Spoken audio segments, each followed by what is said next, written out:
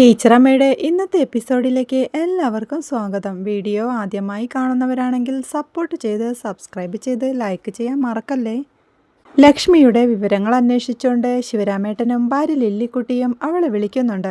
ലക്ഷ്മിക്ക് കൂട്ടായി റെജി വന്നു നിൽക്കുമെന്നും അതവൻ്റെ ഉത്തരവാദിത്തമാണെന്നും ലില്ലിമാമി പറയുമ്പോൾ സരസ്വതിക്ക് ശരിക്ക് കിട്ടിയതും എനിക്ക് മിസ്സായതും ഈ സ്നേഹവും ബോണ്ടിങ്ങുമായ ഏട്ടത്തിന്ന് ലക്ഷ്മിയും പറയുന്നുണ്ട്.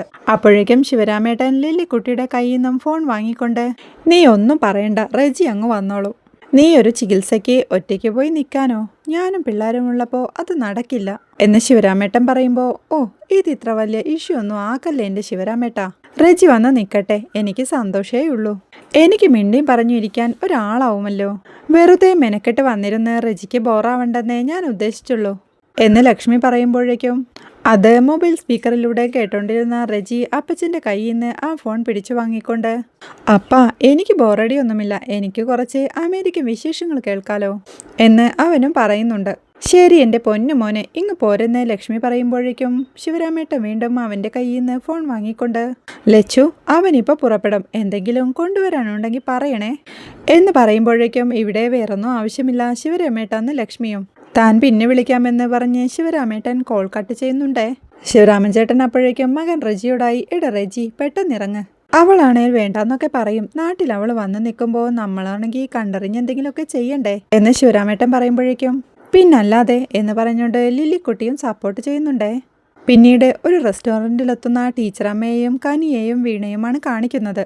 അവിടെ ചെന്ന് സോഫയിലിരിക്കുമ്പോഴേക്കും കനി അവരോടായി പറയുന്നുണ്ട്, ഇവിടെ ആവുമ്പോഴേ നമുക്ക് ഓർഡർ കൂടി ചെയ്യണ്ട, നമ്മൾ മറന്നാലും നമ്മുടെ മറ്റേ സ്ഥിരം ചേട്ടനില്ലേ, ചെറിയമ്മയ്ക്ക് ലൈം ടീ, നിനക്ക് ഒരു ലൈറ്റ് ചായ, എനിക്കൊരു ബൂസ്റ്റ്, സംഗതി ടേബിളിലിരിക്കും എന്ന് കനി പറയുമ്പോഴേക്കും സ്നാക്സ് എന്തെങ്കിലും വേണ്ടേ, അത് പറയണ്ടേന്ന് വീണ ചോദിക്കുന്നുണ്ട്. തനിക്ക് വേണ്ടെന്ന് കനി പറയുമ്പോഴേക്കും എനിക്ക് വേണം, അമ്മയ്ക്ക് വേണ്ടേന്ന് വീണ ചോദിക്കുന്നുണ്ട്. കനി അപ്പോഴേക്കും അവളെ താക്കീത് ചെയ്തുകൊണ്ട്, ഇവിടെ ഇരുന്നേ, അമ്മ അമ്മ എന്നൊന്നും വിളിക്കരുത് എന്ന് കനി പറയുമ്പോഴേക്കും, എടി ഞാനതങ്ങ് വിട്ടുപോയി എന്ന് ശബ്ദം താത്തി വീണ പറയുന്നുണ്ട്. അങ്ങനെ അങ്ങ് വിട്ടുപോകരുതെന്ന് ദേഷ്യത്തോടെ കനി പറയുമ്പോഴേക്കും, ആഹാ നീ ഇടയ്ക്ക് ചെറിയമ്മന്ന് പറയുന്നുണ്ടല്ലോ എന്നവൾ പരിഭവത്തോടെ ചോദിക്കണ കേട്ട്, എടി എനിക്ക് രണ്ടുപേരും ചെറിയമ്മ തന്നെയല്ലേ, നോട്ട് ദാറ്റ് പോയിന്റ് എന്ന് കനി ഓർമ്മിപ്പിക്കുന്നുണ്ട്.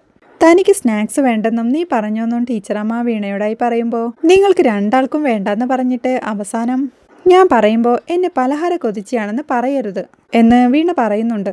ഇത് കേട്ട് ആര്, കടക്കാരോ എന്ന് ചോദിച്ചോണ്ട്, നീ ഒരു സൈക്കോയാണെന്ന് പറഞ്ഞ് കനി അവളെ കളിയാക്കി ചിരിക്കുന്നുണ്ടേ. അത് കേട്ട് വീണ പിണക്കത്തോടെ ഇരിക്കുമ്പോഴേക്കും, എന്നാലേ 3 പേർക്കും കൂടി പറയാം, 3 പേർക്കും പഴംപൊരി പറയാം എന്ന് കനിയും സമ്മതിക്കുന്നുണ്ട്. അത് കേട്ട് വീണ സന്തോഷത്തോടെ ചിരിക്കണ കണ്ട് ദേ ചെറിയമ്മേ നോക്കിയേ അവളുടെ സന്തോഷം. സൈക്കോ വീണ എന്ന് കനി അവളെ കളിയാക്കുന്നുണ്ട്. അത് കേൾക്കുമ്പോഴേക്കും ആരാ ഇവിടെ യഥാർത്ഥ സൈക്കോ എന്ന് എല്ലാവർക്കും അറിയാം. ചിലര് നെല്ലിക്കാത്തളം വെക്കാനാ മുടി വെട്ടിയതെന്ന് എത്ര പേർക്കറിയാം എന്ന് കനിയുടെ ബോയ്ക്കട്ട് ഹെയർ സ്റ്റൈൽ കണ്ട് വീണ അർത്ഥം വെച്ച് പറയുന്നുണ്ട്. അത് കേൾക്കുന്ന കനി വീണയുടെ നേരെ വിരൽ ചൂണ്ടിക്കൊണ്ട്, ദേ എന്റെ സ്റ്റൈലിനെടുത്തോട്ട് കളിക്കില്ലേ എന്ന് പറയുന്നുണ്ട്. അവർ തമ്മിൽ വഴക്കു കൂടണ കണ്ട് ടീച്ചറമ്മ ഇടയിൽ കയറി അവർ തടഞ്ഞോണ്ട് രണ്ടും കൂടി ഒരിക്കലും കണ്ടിട്ടില്ലാത്ത പോലെ മിണ്ടാതിരി എവിടെ എന്ന് ടീച്ചറമ്മ അവരെ വഴക്കു പറയുന്നുണ്ടേ. കനിയപ്പോഴേക്കും ചെറിയമ്മയോടായി പറയുന്നുണ്ട്, ഇവര് ടൂറ് പോയി വന്നപ്പോഴേ നമ്മൾ ശരിക്കും കമ്പനിയായില്ലേ, അതിന്റെ കുശുമ്പ് ഇവൾക്ക് നന്നായിട്ടുണ്ടെന്ന്. വീണ അതിനെ എതിർത്തോണ്ട്, എന്തൊക്കെ പറഞ്ഞാലും എന്റെ കസേര അവിടെ തന്നെ കിടക്കുമോളെ എന്ന് വീണ വീമ്പ് പറയുമ്പോഴേക്കും ഒരു ഗമയ്ക്ക് കസേര മാറ്റിയിട്ട് സിംഹാസനമാക്കായിരുന്നു എന്ന് കനി വീണ്ടും അവളെ കളിയാക്കുന്നുണ്ട്. അതിഷ്ടമാവാതെ, ഓ വേണ്ട, ഞാൻ കസേരയിലിരുന്നങ്ങ് അഡ്ജസ്റ്റ് ചെയ്തോളാം എന്ന് വീണ പറയുമ്പോഴേക്കും, നിനക്ക് കസേര തന്നെയാ നല്ലതെന്ന് കനിയും. അവർ തമ്മിൽ വീണ്ടും വഴക്ക് കൂടുമ്പോഴേക്കും ടീച്ചറമ്മ ഇടയിൽ കയറി, മിണ്ടാതിരിക്കും പിള്ളേരെ, ഇവിടൊക്കെ ആൾക്കാരുണ്ട് എന്ന് പറയുമ്പോഴേക്കും കനി, ചേട്ടാ 3 പഴംപൊരി എന്ന് വിളിച്ച് പറയുന്നുണ്ട്. അപ്പോഴേക്കും വീണ ചിരിക്കണ കണ്ട്, 3 എനിക്ക് തന്നെ അങ്ങ് വിചാരിച്ചാട്ടെ, സമാധാനമായൊന്ന് ചോദിക്കുന്നുണ്ട് കനി. അതിന് വകവയ്ക്കാതെ വീണ അപ്പോഴേക്കും മീനുമോളുടെ കാര്യം എടുത്തിടുന്നുണ്ട്. അമ്മേ, മീനുമോളുടെ വീടിന് ബേസ്മെന്റ് ഇടൽ കഴിഞ്ഞു, കെട്ട് തുടങ്ങി, ഫോട്ടോസ് കാണിച്ചു തരാമെന്ന് പറഞ്ഞ് അവൾ ബാഗിൽ നിന്ന് തൻ്റെ മൊബൈൽ എടുത്ത് ഫോട്ടോയെല്ലാം ടീച്ചറമ്മയ്ക്കും കനിക്കുമായി കാണിച്ചു കൊടുക്കുന്നുണ്ടേ. കനി അപ്പോഴാണ് ആ ഐഡിയ പറയുന്നത്, ഈ ഫോട്ടോസ് നമ്മുടെ പേജിൽ ഇട്ടൂടെന്ന്. ഇടാം, ക്യാമ്പയിൻ്റെ പ്രോഗ്രസ് എന്ന രീതിയിൽ എല്ലാവരും കാണുമല്ലോ അല്ലേ എന്ന് ടീച്ചറമ്മ പറയുമ്പോഴേക്കും അത് ശരിയാണെന്ന് പറഞ്ഞ് ഫോട്ടോസ് എല്ലാം ടീച്ചറമ്മയുടെ മൊബൈലിലേക്കായി അയക്കാനായി കനി പറയുന്നുണ്ട്. വീണ അത് അയച്ചു കൊടുക്കുമ്പോഴേക്കും താനിത് പേജിൽ പോസ്റ്റ് ചെയ്യാമെന്നും ക്യാപ്ഷൻ എന്തിടണമെന്നും കനി ചോദിക്കുന്നുണ്ട്. ടീച്ചറമ്മ ആലോചിച്ചുകൊണ്ട് ഒരു ക്യാപ്ഷൻ പറഞ്ഞു കൊടുക്കുന്നുണ്ട്. വളരുന്ന സ്വപ്നങ്ങൾ എങ്ങനുണ്ട്?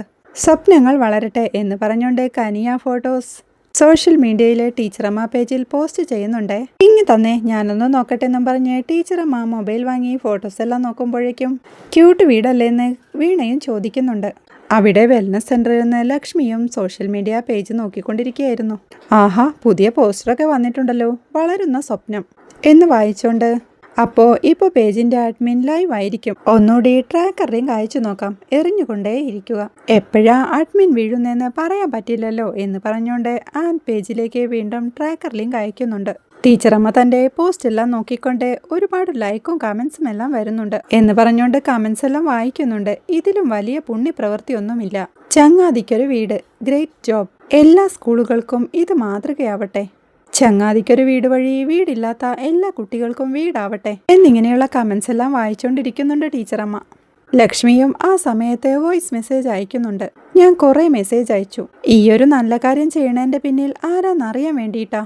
ഒന്ന് റെസ്പോണ്ട് ചെയ്യോ പ്ലീസ് എന്ന് ലക്ഷ്മി അയക്കുമ്പോഴേക്കും മെസ്സേജും വരുന്നുണ്ടെന്ന് ടീച്ചറമ്മ മൊബൈൽ നോക്കിക്കൊണ്ട് പറയുന്നുണ്ട്. ഒരു ലിങ്കിൽ ചെറിയമ്മ ക്ലിക്ക് ചെയ്യണ കണ്ട് അയ്യോ ചെറിയമ്മ അതിൽ ക്ലിക്ക് ചെയ്തോന്ന് കനി ചോദിക്കുന്നുണ്ട്. എന്തു പറ്റിയെന്ന് ടീച്ചറമ്മ ചോദിക്കുമ്പോഴേക്കും വൈറസ് എന്തേലും ആണോടിയെന്ന് വീണയും. വൈറസ് ഒന്നുമല്ല, ഒരു ട്രാക്കർ ലിങ്കാ അത്. കനി പറയുമ്പോഴേക്കും ടീച്ചറമ്മ പേജ് ഉപയോഗിക്കുന്ന മൊബൈലിന്റെ ലൊക്കേഷൻ ലക്ഷ്മിക്ക് ലഭിക്കുന്നുണ്ട്.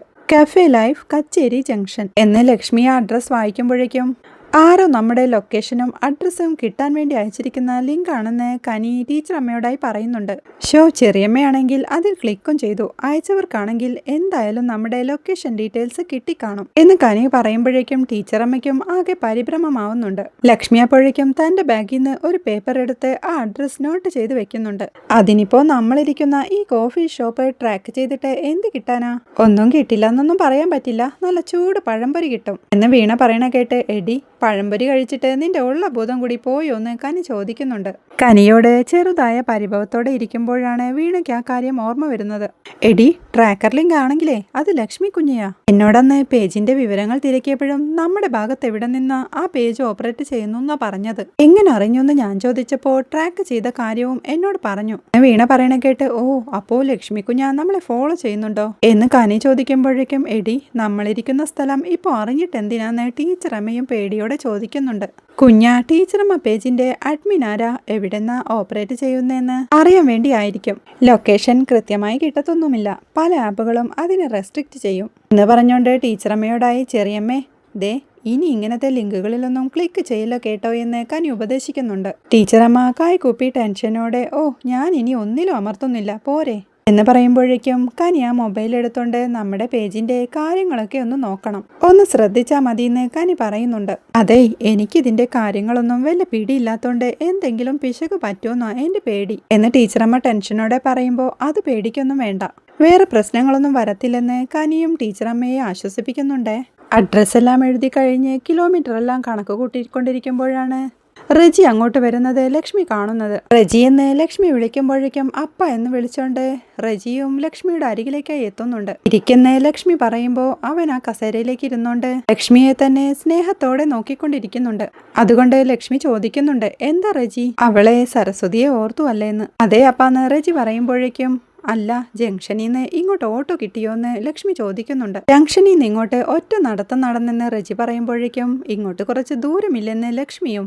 ഞങ്ങള് നാട്ടിൻപുറത്ത് വെച്ച് നടക്കുന്ന ദൂരം നോക്കുമ്പോഴേ ഇതൊന്നും ഒരു ദൂരമല്ലപ്പാ എന്ന് റജി പറയുമ്പോഴേക്കും നിനക്ക് ഞാൻ എന്തെങ്കിലും കുടിക്കാൻ പറയാമെന്ന് ലക്ഷ്മിയും പറയുന്നുണ്ട്. റിസോർട്ടിലെ റെസ്റ്റോറന്റിലുള്ള മനുവിനെ വിളിച്ചോണ്ട് മനു കുടിക്കാൻ എന്തെങ്കിലും എടുക്കണേന്ന് പറയുമ്പോഴേക്കും അവൻ ഓക്കെ മാഡം എന്ന് പറയുന്നുണ്ട്. വിശേഷങ്ങളൊക്കെ പറയാൻ ലക്ഷ്മി പറയുമ്പോഴേക്കും അപ്പച്ചന്റെ അസുഖ വിവരങ്ങളെല്ലാം ഓർത്തെടുത്തോണ്ട് റജി പറയുന്നുണ്ട്. അപ്പച്ചൻ പന്നിക്കുത്തി ഹോസ്പിറ്റലിലായതും അത് കേട്ടപാടെ തന്നെ സരസ്വതി അപ്പ ഓടിയെത്തിയതും ഒരു ബസ് കയറ്റാനായി പോകുമ്പോഴേക്കും തന്റെ കയ്യിലുള്ള കാശെടുത്ത് അപ്പച്ചി തന്റെ കയ്യിൽ വെച്ചു തന്നതും അപ്പച്ചിയുടെ മൃതദേഹം കാണാനായി അപ്പച്ചന്റെ കൂടെ അവൻ ഓടിയെത്തിയതും എല്ലാം അവൻ സങ്കടത്തോടെ ഓർത്തെടുത്ത് പറയുന്നുണ്ട്. ടെൻഷനോടെ ഇരിക്കണ അവനെ വിളിച്ചോണ്ട് ഡാ എനിക്കറിയാം, എന്നെ കാണുമ്പോ അവള് തന്നെയാ റജിയുടെ മനസ്സില്, അവളുമായിട്ട് നിങ്ങൾക്ക് അത്രയ്ക്ക് ബോണ്ടിങ് ഇല്ലേ എനിക്കറിയാം എന്ന് ലക്ഷ്മി പറയുമ്പോൾ അന്ന് ഹോസ്പിറ്റലിൽ വെച്ച് കണ്ടപ്പോൾ കനിയും വീണയും ഉള്ളോണ്ട് എനിക്കത്ര ഫീൽ ചെയ്തില്ലപ്പ എന്ന് റജി പറയുന്നുണ്ട്. ഏത് ഹോസ്പിറ്റലിൽ വെച്ചെന്ന് ലക്ഷ്മി സംശയത്തോടെ ചോദിക്കുമ്പോൾ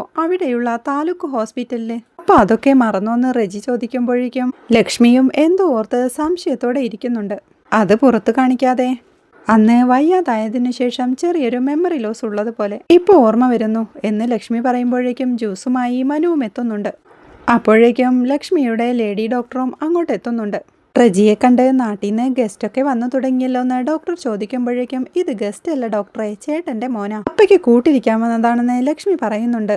അപ്പയ്ക്ക് ഞങ്ങളുടെ കൂട്ടെല്ലാം ധാരാളമല്ലേ ആന്റി എന്ന് ഡോക്ടർ ചോദിക്കുമ്പോൾ നിങ്ങളൊക്കെ നിങ്ങളുടെ തിരക്കി പെടുമ്പോഴേ എനിക്ക് കൊച്ചു വർത്താനം പറയാൻ ആരെങ്കിലും വേണ്ടേ, അതല്ലേ നാട്ടു നടപ്പ്. അവിടെ US-ൽ ഹെൻറി ഇല്ലാത്തപ്പോ വർക്ക് ഫ്രം ഹോം ആണെങ്കിൽ ഞാൻ ദിവസങ്ങളോളം മനുഷ്യജീവികളെ കാണാറില്ല സത്യം.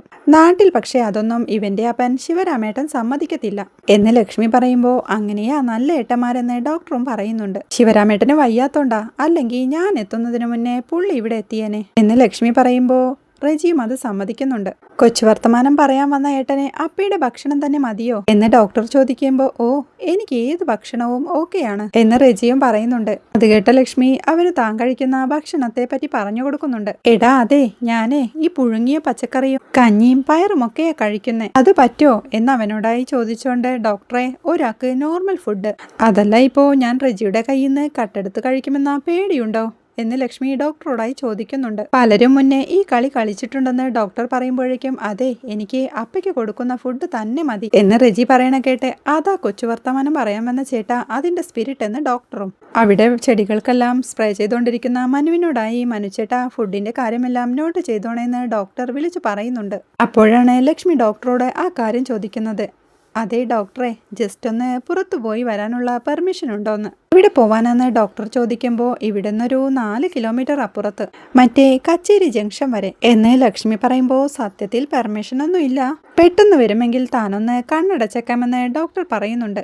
ഓക്കെ പെട്ടെന്ന് വരാം, പെട്ടെന്ന് പോവുക, ഒരാളെ കാണാൻ തിരിച്ചു വരിക എന്ന് ലക്ഷ്മി പറയുമ്പോൾ ടാക്സി താൻ അറേഞ്ച് ചെയ്ത് തരാമെന്നും എപ്പോഴത്തേക്കാണെന്നും ഡോക്ടർ ചോദിക്കുന്നുണ്ട്. ഇപ്പൊ തന്നെ ഇറങ്ങാമെന്നും ഈ ലാപ്പും സാധനങ്ങളും ഒക്കെ റൂമിൽ വെച്ചാൽ മതിയെന്നും ലക്ഷ്മി പറയുമ്പോഴേക്കും താൻ ഇപ്പോൾ തന്നെ അറേഞ്ച് ചെയ്ത് തരാമെന്ന് പറഞ്ഞ് ഡോക്ടർ ടാക്സിക്ക് കോൾ ചെയ്യുന്നുണ്ടേ. ലക്ഷ്മി അപ്പോഴേക്കും റജിയോടായി പറയുന്നുണ്ട് റജി നമുക്ക് ഈ ലാപ്പ് റൂമിൽ വെച്ചിട്ട് പുറത്തൊന്ന് പോയിട്ട് വരാമെന്ന്. അവർ രണ്ടുപേരും കൂടി ലാപ്പെല്ലാം എടുത്തോണ്ട് റൂമിലേക്ക് പോകുന്നുണ്ടേ. ടീച്ചറമ്മയും കൂട്ടരും അപ്പോഴും ആ റെസ്റ്റോറന്റിൽ ഇരുന്ന് ചായയും പഴംപൊരിയും കഴിച്ചോണ്ടിരിക്കുക. കൃഷ്ണചന്ദ്രൻ സാർ പുതിയൊരു ട്യൂഷൻ സെന്റർ പുള്ളിയുടെ നാട്ടിൽ തുടങ്ങുന്ന കാര്യം കനി വീണയോടായി പറയുന്നുണ്ട്. പുള്ളി ചെറിയമ്മയ്ക്ക് ഒരു ഇൻവിറ്റേഷനുമായി വന്നിട്ടുണ്ടായിരുന്നു. വന്നതോ നമ്മുടെ ഓണപരിപാടിയുടെ അന്നു തന്നെ എന്ന് കനി പറയണ കേട്ട് നല്ല ബെസ്റ്റ് നേരമെന്ന് വീണയും പറയുന്നുണ്ട്. അതും വടം വലിയിൽ നമ്മൾ കത്തി നിൽക്കുമ്പോൾ ആ ടൈമിലെ ചെറിയമ്മ എന്നെ വിളിച്ച് കാര്യം പറഞ്ഞു. ഞാനാണെങ്കിൽ മാവേലി വേഷത്തിലെ കപ്പട മീശയും കിരീടവും വെച്ച് നിൽക്കുവല്ലേ, പിന്നെ ആരും കാണാതെ ഒരു വിധത്തിൽ പിടിച്ച് വലിച്ചെടുത്തെറിഞ്ഞ് സാറിന്റെ അടുത്തേക്ക് ഓടി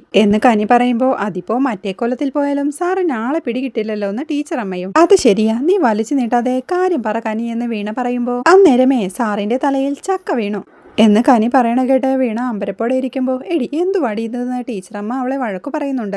അല്ലാണ്ട് പിന്നെ നടന്ന കാര്യം പൂർണ്ണമായിട്ട് പറയുന്നതിനിടയിൽ അവൾ ഇടയ്ക്ക് കയറുന്ന കണ്ടില്ലേ എന്ന് കനി പറയുമ്പോൾ നീ പറയടി അങ്ങോട്ടെന്ന് വീണ ദേഷ്യത്തോടെ പറയുന്നുണ്ട്. സാറിന്റെ കയ്യിൽ നിന്ന് ഇൻവിറ്റേഷൻ മേടിച്ചപ്പോ ചെറിയമ്മയ്ക്കൊരു ഗിഫ്റ്റും തന്നു കൂടെ എന്ന് കനി പറയുമ്പോൾ ആണോ അതെന്താ അതെന്ന് വീണ അത്ഭുതത്തോടെ ചോദിക്കുന്നുണ്ട്.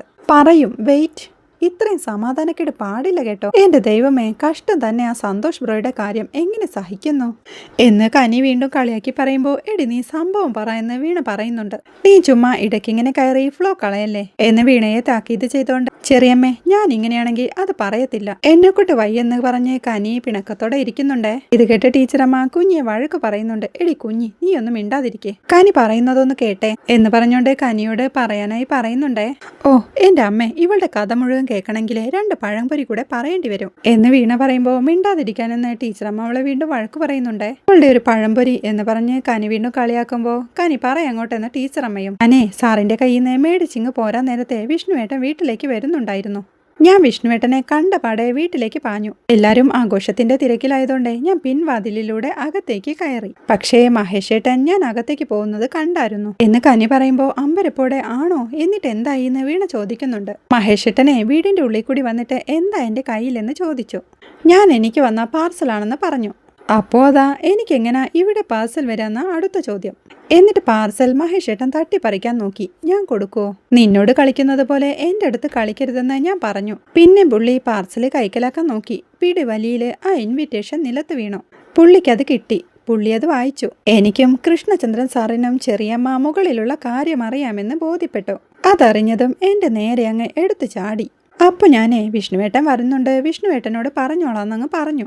അതോടെ പുള്ളി അങ്ങ് ഒതുങ്ങി. എന്ന് കനി പറയണ കേട്ട് ഇനി മഹേഷേട്ടനും രാധേച്ചിയും കൂടി എന്തൊക്കെയോ കാണിച്ചു കൂട്ടുന്നെന്ന് പറയാൻ പറ്റില്ല കേട്ടോ എന്ന് ടെൻഷനോടെ വീണ പറയുന്നുണ്ട്. ഒന്നും കാണിക്കില്ലടി, രണ്ടും പേടിച്ചൊതുങ്ങിയിരിപ്പുണ്ടെന്ന് കനി പറയുമ്പോ അത് പോട്ടെ, നീ ആ ഗിഫ്റ്റിന്റെ കാര്യം പറ എന്ന് വീണയും. ടീച്ചറമ്മ ഇടയിൽ കയറി അതൊന്നും പറയാനില്ല, സാർ ഇൻവിറ്റേഷൻ തരാൻ വന്നപ്പോ ഓണമല്ലേ, അപ്പോൾ വെറും കൈയോടെ വരുന്നത് ശരിയല്ലല്ലോ എന്ന് കരുതി എന്തോ ഒരു ഗിഫ്റ്റുമായി വന്നതാ എന്ന് അമ്മ പറയുമ്പോഴേക്കും വീണ പരിഭവത്തോടെ ഇരിക്കുന്നുണ്ട്. കനി അവളെ നോക്കി ചിരിച്ചോണ്ട് അങ്ങനെ വെറുതെ ഒരു ഗിഫ്റ്റ് ഒന്നുമല്ല, കാര്യമായിട്ടുള്ളൊരു ഗിഫ്റ്റ് ആണെന്ന് പറയുന്നുണ്ട്. ആണോ, നീ കാര്യം പറ കനി എന്ന് വീണ പറയുമ്പോ എന്നിട്ട് ഞാൻ ആ പൊതിയുമായിട്ട് മുകളിലെ മുറിയിലേക്ക് പോയി എന്ന് പറഞ്ഞ് കനി കാര്യങ്ങൾ പറയുമ്പോഴേക്കും നാണത്തോടെ ചിരിച്ചോണ്ടിരിക്കുന്ന ടീച്ചർ അമ്മയെ കാണിക്കുന്നിടത്താണ് ഇന്നത്തെ എപ്പിസോഡ് അവസാനിക്കുന്നത്. വീഡിയോ ഇഷ്ടമായാൽ സപ്പോർട്ട് ചെയ്ത് സബ്സ്ക്രൈബ് ചെയ്ത് ലൈക്ക് ചെയ്യാൻ മറക്കല്ലേ.